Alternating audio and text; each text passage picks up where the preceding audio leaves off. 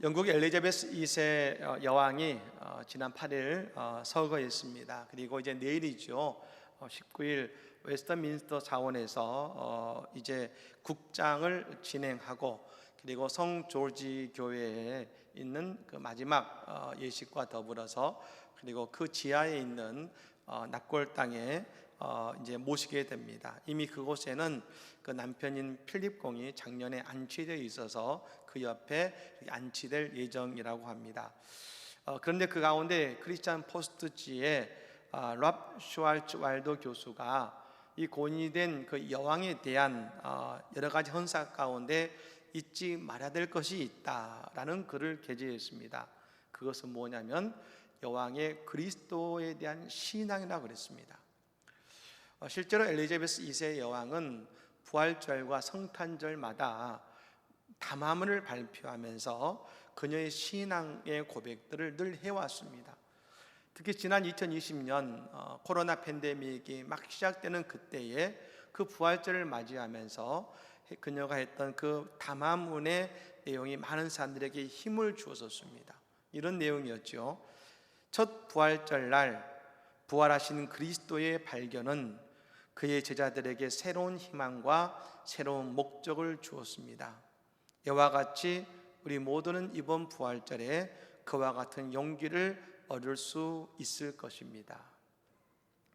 게빈 칼버 역시 여왕을 평가하기를, 여왕은 믿을 수 없을 정도로 하나님을 진실하게 섬겼고 그는 자신이 인정하는 가장 위대한 전도자였다라고 여왕을 이야기하고 있는 것입니다. 엘리자베스 2세 여왕이 여왕이었지만 하나님을 신실하게 섬기고 전도자의 삶을 살았던 것처럼 오늘 우리도 어느 자리 어떤 모습이든지 하나님을 섬기며 전도자의 삶을 살아갈 때에 하나님이 영광 받아주시고 우리의 삶에서도 복된 은혜를 충만하게 내려주실 줄로 믿습니다. 그런 은혜의 삶을 살아가는 우리 모두가 되시기를 예수님으로 간절히 축복합니다. 아멘. 오늘은 요나서 네 번째 말씀입니다. 지난주에는 거대한 물고기 뱃속에 들어있던 요나, 그리고 그 기도를 응답하셔서 요나를 물고기 뱃속에서 토해내셨던 이야기가 있었습니다. 이제 그 육지로 나온 요나는 하나님의 말씀대로 니느웨에 걸어갑니다. 그리고 그 니느웨에 하나님의 심판을 선포했더니 놀라운 일이 벌어졌습니다. 그곳에 있는 모든 왕을 비롯해서 모든 사람들이 다 하나님께 회개하며 돌아왔고 하나님이 그 심판을 멈추신 것입니다. 오늘 본문의 요나는 이제 니느웨에 가서 하나님의 말씀을 전합니다만, 근데 여러분, 이 요나가 전했던 메시지는 참 단순했습니다. 어떤 메시지를 전했느냐, 오늘 4절 말씀을 같이 한번 읽어볼까요? 4절 말씀입니다. 요나가 그 성읍에 들어가서 하루 동안 다니며 외쳐 이르되 40일이 지나면 니느웨가 무너지리라 하였더니. 아멘. 여러분, 요나가 그 니느웨에 가서 전한 말씀은 복잡한 말씀이 아니었습니다. 거창한 설교가 아니라 딱 한 문장을 선포했습니다. 40일이 지나면 니느웨가 무너질 것이다. 근데 여러분, 너무나도 단순한 이 한 문장의 말을 그 요나의 선포가 니느웨 사람들의 그 모든 이들의 회개를 이끌어낸 메시지가 된 것입니다. 너무나도 짧은 말이지요. 하지만 우리는 이 메시지가 하나님의 말씀이라는 것을 알아야 됩니다.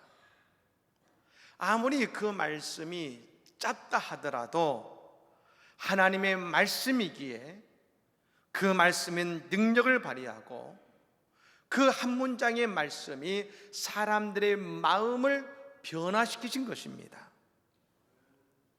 사도행전 2장에 보면 베드로 사도가 성령 받은 이후에 그곳에 모여든 디아스포라 유대인들에게 하나님의 말씀, 즉 예수 그리스도의 부활을 선포하는 말씀이 나옵니다.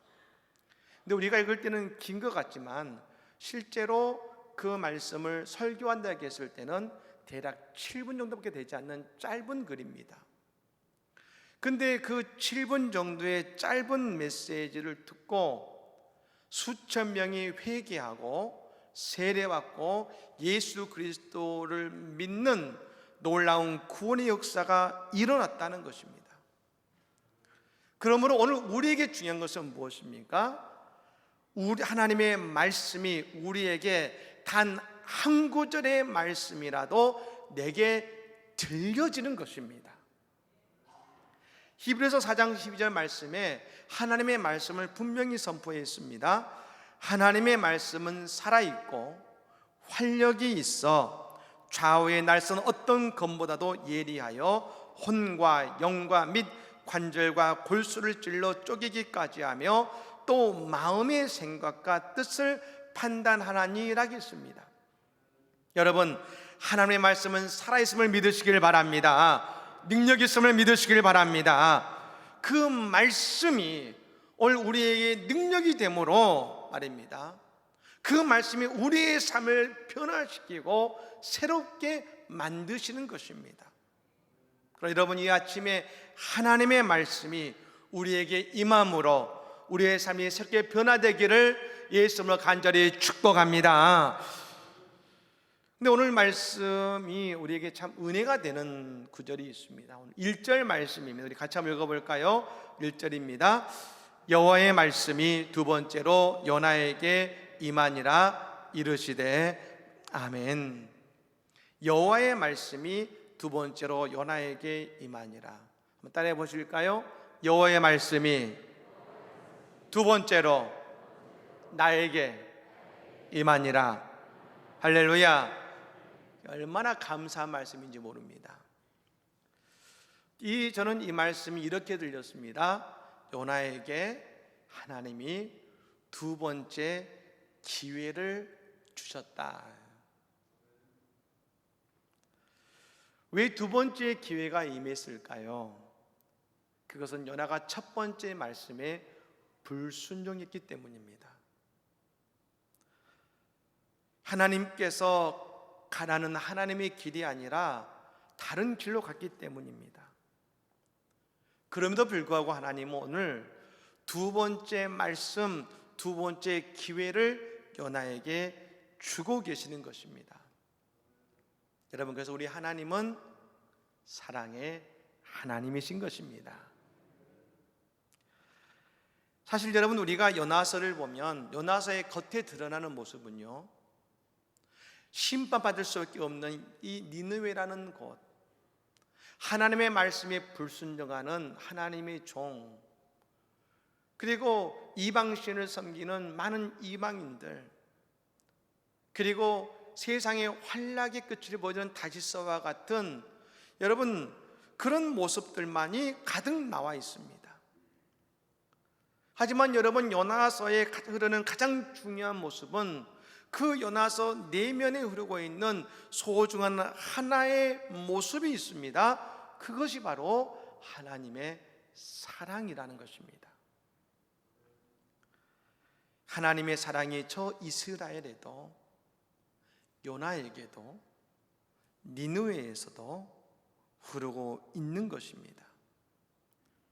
오늘 여러분, 요나에게 보여지는 하나님의 사랑이 바로 두 번째로 요나에게 하나님의 말씀이 임하는 것입니다. 사실 여러분, 성경에 보면 두 번째로 하나님의 말씀이 임하는 사건들이 많이 나와 있습니다. 아브라함이 하나님의 말씀을 따라서 본토 친척 아베의 집을 떠나 갈대아우를 떠나서 가나안에 도착했습니다. 여러분, 가나안에 가자마자 얼마 안 되어서 큰 흉년이 닥쳐옵니다. 여러분, 그 흉년을 경험한 이 아브라함은 자신의 모든 식수들과 재산을 가지고 어디로 가버리냐면 애굽으로 가버립니다. 여러분, 애굽에 간 것은 가나안을 떠난 것입니다. 근데 여러분, 그 애굽에서 하나님의 두 번째 말씀이 아브라함에게 임함으로 아브라함이 다시금 가나안으로 돌아가 그 가나안에서 믿음의 조상의 사역을 감당하게 된 것입니다. 베드로도 그랬습니다. 예수님 잡히시던 날 밤에 모든 사람들 보는 앞에서 그는 예수님을 3번 부인했습니다. 나 예수님 모릅니다. 난 예수가 누군지도 모릅니다. 나 예수님하고 상관없습니다. 3번 부인했습니다. 그랬던 그에게 디베라 바닷가에 나타나신 예수님이 베드로에게 3번 물으시죠. 베드로야, 네가 나를 사랑하느냐? 네, 내가 예수님을 사랑합니다. 내 양을 먹이라. 예수님이 오늘 2번째의 기회를 베드로에게 주고 계신 것이죠. 여러분, 오늘 예수님이 우리에게 이 자리에 부르신 이유는 뭘까요? 지난 한 주 동안 주님의 말씀에 반대로 향하던 우리에게 다시 한번 주님의 말씀을 주시는 자리, 기회의 자리, 여러분, 그 자리가 오늘 예배의 자리가 아니겠습니까? 우리가 아무것도 할 수 없는 그런 삶의 자리에 있다 하더라도 우리에게는 소망이 있습니다. 왜요? 우리에게 오늘 하나님이 주시는 2번째의 말씀이 있기 때문인 것입니다. 여러분, 이 말씀은 전과 다른 특별한 말씀이 아닙니다. 전과 동일한 말씀일 것입니다. 그러나 스스로 기회를 저버린 요나에게 다시 그 말씀이 주어진 것처럼 오늘도 영적인 다시스를 향해 나아가던 오늘 우리에게 다시 한번 말씀하시는 그 축복의 말씀을 붙듦을 통해서 우리의 삶에 새롭게 주어진 기회를 붙잡고 은혜의 삶을 살아가는 우리 모두가 되시기를 예수님으로 간절히 축복합니다. 오늘 여러분 요나의 말씀을 보면서 저는 또 다른 하나님의 사랑을 볼 수가 있었습니다. 그것은 하나님께서 작은 순종도 받아주시더라는 것이죠. 우리가 여러분 성경을 보면 예수님이 인정하신 큰 믿음이 있습니다. 백부장의 믿음,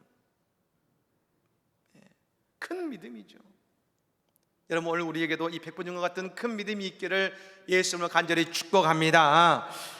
그런데 우리가 늘 큰 믿음이 있으면 좋겠지만 우리의 믿음이 작을 때가 너무 많죠. 그런데 우리의 믿음이 작은 믿음이어도 주님은 우리를 사랑하시고 우리를 사용하시다라는 것입니다. 요나는 하나님의 말씀대로 니느웨로 갔습니다. 그리고 그곳에 하나님의 말씀을 전했다고 했습니다. 근데 오늘 성경은 말하죠. 그 니느웨라는 성읍이 얼마나 컸냐면 걸어서 사흘 길을 갈 정도로 크다고 했습니다. 우리의 이제 수도 서울이 여러분 얼마나 걸으면 며칠을 걸으면 그 길을 다 걸을까요? 걷기만 해도 사흘 길은 큰 도시입니다. 근데 여러분 요나는 얼마나 걸었습니까? 하나님의 말씀을 전하면서 오늘 성경은 말합니다. 고작 하루를 걸었다고 했습니다. 그러니까 니느웨 성에 3분의 1밖에 걷지 않은 것입니다. 여러분 왜 그럴까요? 여전히 요나는 하기 싫은 것입니다. 물고기 뱃속 이 말씀 듣지 않으면 또 물고기 뱃속 들어가지 않을까라는 두려움과 근심 때문에 어쩔 수 없이 여기까지 왔지만, 그래서 말씀을 선포하긴 하지만 여전히 요나는 하기 싫은 것입니다. 그래서 여러분 어떻게 보면 요나는 지금 그 말씀에 하는 신용만 하고 있는 것 같습니다. 고작 하루 동안만 다니면서요.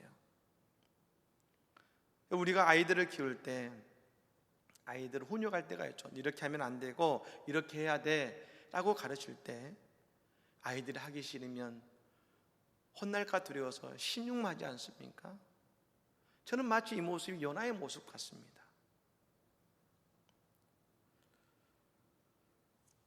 근데 여러분 요나가 물고기 뱃속에 들어갔다 나왔다고 해서 그에게 큰 믿음이 생긴 것이 아니었습니다. 그는 그저 작은 순종만 했습니다. 그런데 하나님께서는 그런 요나의 모습을 이해하고 받아주십니다. 하나님이 요나에게 너 왜 사흘 길을 가지 않았니? 라고 말씀하신 것이 아니라 요나의 그 작은 순종이라도 이해하시고 그의 순종을 받아주신 것입니다. 여러분, 요나에게 있어서 이 일은 죽기보다 더 싫은 일이었을지 모릅니다.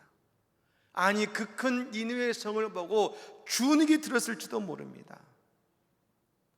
하지만 하나님께서는 그런 요나의 모습 속에서도 하나님의 말씀에 순종하는 그의 모습을 소중히 여기셔서 요나의 그 작은 순종을 오병이어와 같이 여기심으로 그 순종을 통해 놀라운 부흥의 역사를 니느웨 가운데 이루어 가셨다는 것입니다.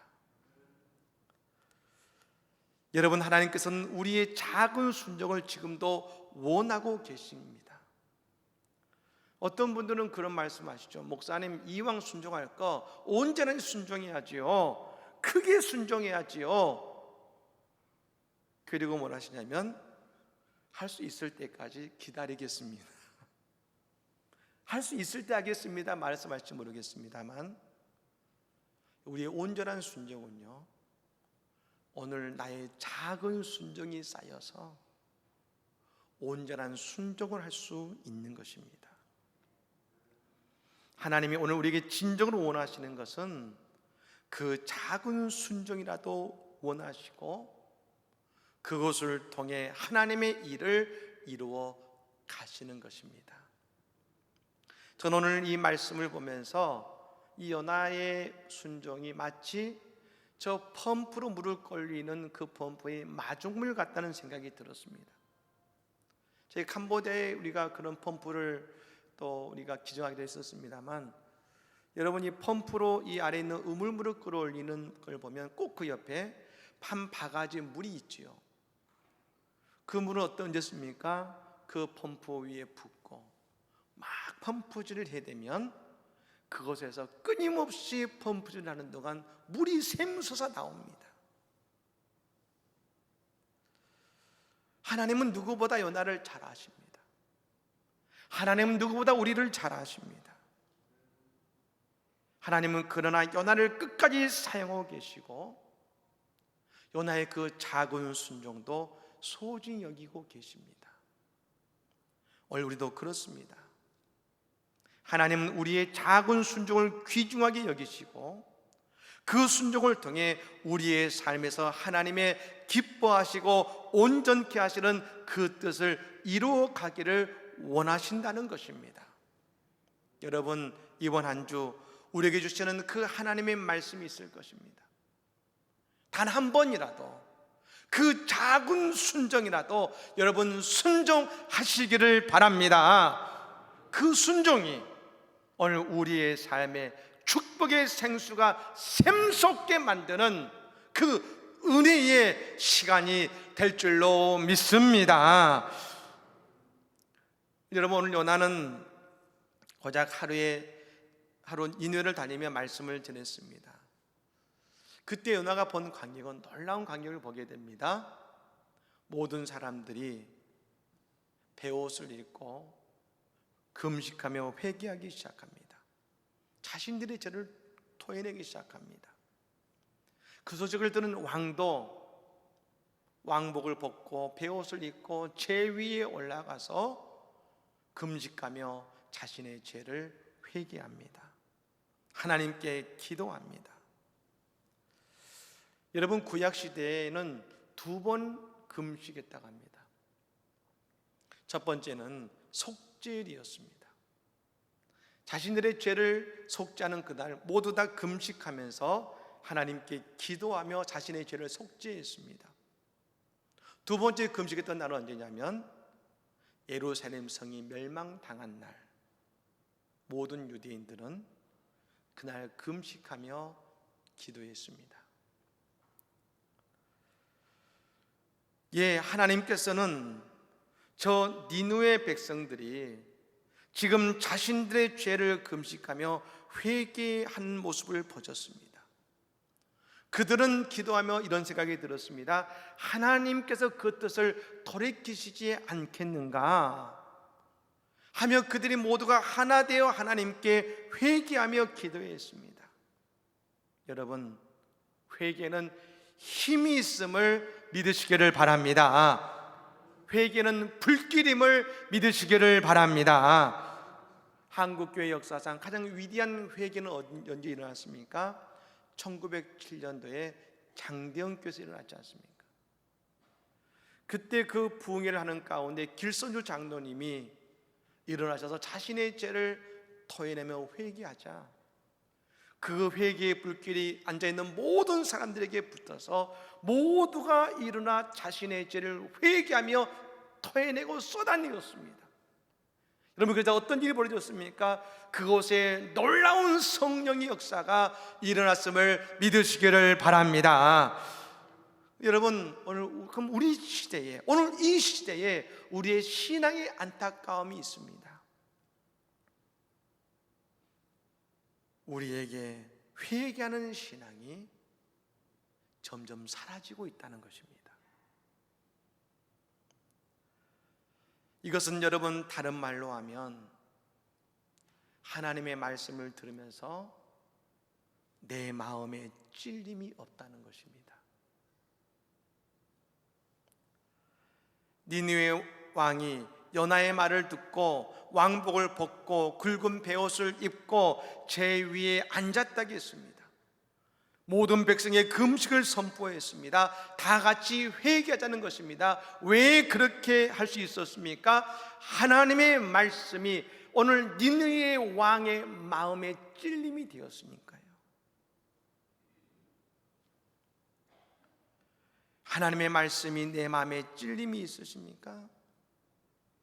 여러분, 그것은 오늘 성령의 임재하심의 증거이심을 믿으시기를 바랍니다. 그게 성령의 임재의 증거가 되는 것입니다. 왜 하나님은 회개하는 사람을 쓰실까요? 능력의 사람이 아니라 오늘 회개하는 사람을 쓰십니까? 하나님의 말씀에 반응하는 사람에게 소망이 있기 때문에 하나님은 그들을 통해 일하시는 것입니다. 우리가 지난 시간에 보았습니다만 폭풍우 치는 밤에 그 배에 있던 사람들 가운데 하나님의 종이었던 요나는 기도하지 않았습니다. 그런데 그 뱃속에 이방인이었던 선원들과 그 이방인이었던 그 사람들은 하나님께 기도했습니다. 성경은 이 두 가지의 모습을 대비해서 우리에게 보여줍니다. 여러분, 오늘도 그렇습니다. 지금 저 북왕국 이스라엘은요, 여로보암 2세라고 하는 그 왕이 통치하고 있습니다. 여러분, 이 시대가 어떤 시대냐면 다윗 왕궁 이후로 가장 이스라엘이 부강했던 때가 여로보암 2세 때라 그럽니다. 하나님이 놀랍도록 축복해 주셨습니다. 그런데 그들이 무엇을 했느냐면 이방의 문화를 받아들여서 인신 제사를 드렸다고 합니다. 사람을 죽여 제사를 드렸습니다. 또 돈이 우선이 되는 나라가 되어버렸습니다. 돈으로 모든 것을 할 수 있는 그런 나라가 되었던 것이죠. 하나님은 그때 그 북왕국 이스라엘을 향해 수많은 선지자들을 보내서 경고하시며 회개를 선포하셨습니다. 그런데 아무도 회개하지 않았습니다. 근데 여러분, 그런 때 요나가 니느웨에 가서 하나님을 믿지 않는 저 지금 당장 멸망당해도 문제없는 저 니느웨에 가서 하나님의 말씀을 전했더니 그 말씀을 듣고 니느웨의 모든 백성들이 하나님께 회개하더라는 것입니다. 하나님의 백성들은 회개하지 못하고 있는데 니느웨의 백성들은 그 하루의 외침 속에서 모두 다 하나님께 회개하고 있는 것입니다. 저는 이 말씀을 묵상하면서 이런 생각이 들었습니다. 하나님이 저 니느웨를 통해서 저 북왕국 이스라엘에게 말씀하고 계신 것이 아니겠는가? 저 니느웨도 회개하면 구원받았는데 저 북왕국 이스라엘도 지금이라도 하나님께 회개하고 돌아오면 하나님이 그들을 구원하시고 하나님이 그들을 용서하시고 하나님이 그들을 세우실 것이다 보여주고 계신 것 아니겠습니까? 하나님이 니느웨의 심판을 멈추신 이유는 바로 회개에 있는 것입니다. 사랑하는 여러분, 우리가 어렵고 힘든 상황 속에서 내가 어찌해야 될지 모를 때가 있습니다. 우리가 기도하죠. 하나님께 간절히 기도합니다. 근데 기도하고 기도해도 오늘 여러분 내 상황이 나아지지 않으십니까? 그럼 여러분, 우리는 어쩌면 가장 중요한 한 가지의 기도를 빠뜨리고 있는지 모릅니다. 그것은 바로 회개의 기도입니다.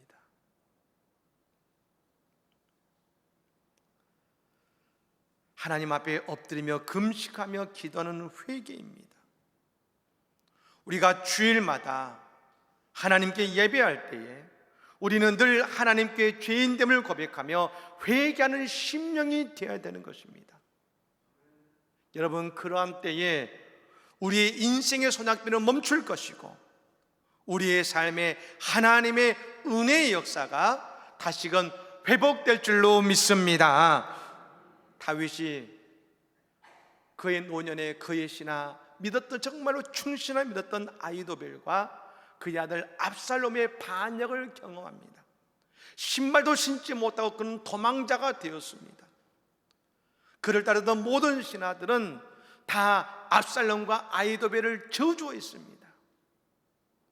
그런데 그때 다윗은 그들을 저주하지 않았습니다. 다윗은 먼저 과거의 자신의 죄악을 회개하며 더욱 깊은 회개의 기도를 하나님께 드렸습니다. 여러분, 그때 그 다윗의 기도가 하나님의 마음을 흔든 것 아니겠습니까? 그리고 하나님은 다윗의 기도를 들으시고 다윗의 그 보좌를 다시금 회복시켜 주신 것입니다.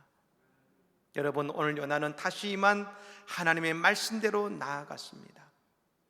그 순종이 비록 온전한 순종이 아닌 작은 순종이었지만 그 순종을 통하여 니느웨라고 하는 한 민족이 회개하고 살아나는 기적을 경험했습니다. 여러분, 오늘 우리도 하나님의 말씀대로 나아가고 비록 작은 순종이라 할지라도 그 말씀에 순종할 때에 하나님은 오늘 우리의 삶에 놀랍도록 은혜를 부으실 뿐 아니라 깨닫지 못했던 놀라운 하나님의 은혜의 생수를 부으시고 상상할 수 없는 놀라운 부흥의 은혜를 우리에게 내려 주실 것입니다. 이 은혜를 경험하는 우리 모든 성도들의 삶이 되시기를 예수님으로 간절히 축복합니다. 아멘.